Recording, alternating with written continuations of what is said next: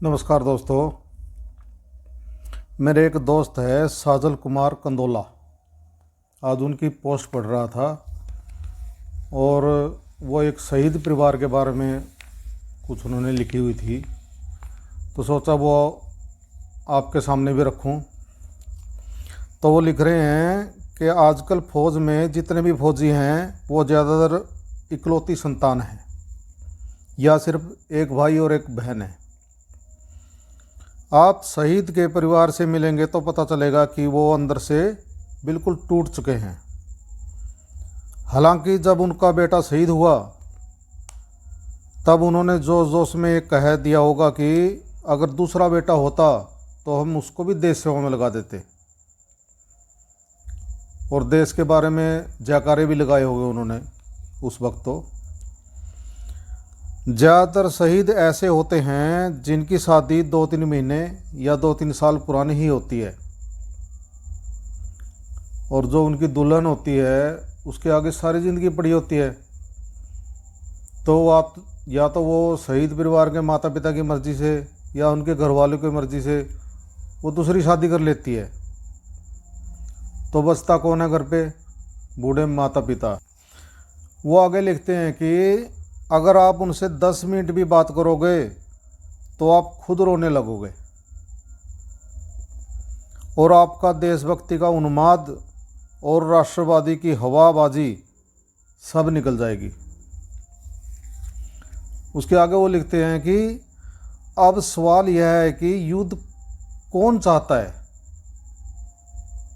और कौन है वो राष्ट्रवादी देशभक्त जिनके दिमाग में देशभक्ति का कीड़ा खड़ा होता है।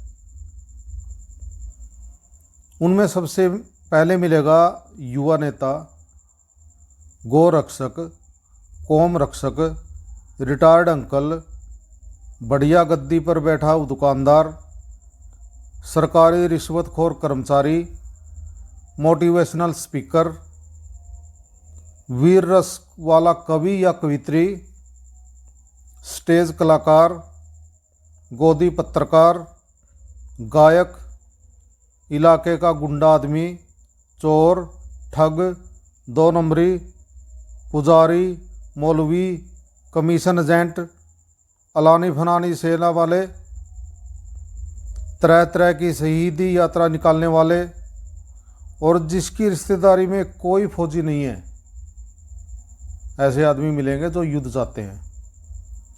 अब आगे वो बताते हैं कि एक अलग से प्रजाति उत्पन्न हो गई है जो कहता मिलेगा प्रथम राष्ट्रवाद फिर परिवार।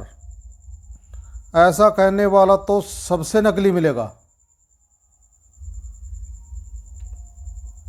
वो आगे लिखते हैं कि अरे बकलोल, परिवार से कुनबा बनता है, कुनबे से गांव, गांव से जिला, जिले से राज्य और राज्य से राष्ट्र।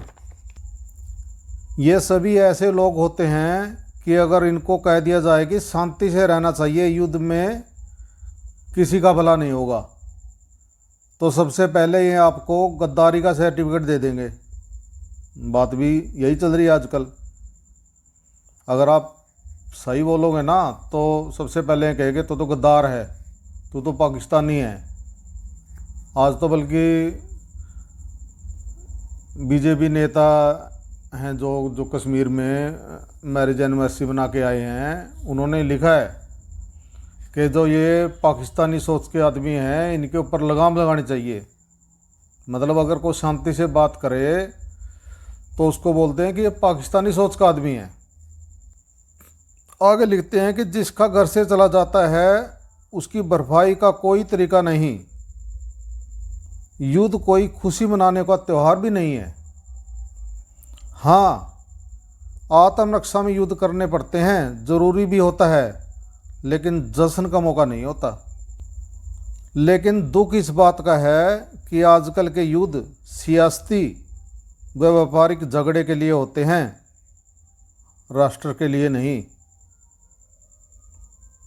ये बात मुझे सबसे ज़्यादा पसंद आई कि सियासत के लिए ही सब कुछ किया जा रहा है, इसमें राष्ट्रवाद का कोई अंश नहीं दिखाई दिया। मेरा अगला वीडियो आएगा इस पोस्टर पर, आप ज़रूर देखना। धन्यवाद।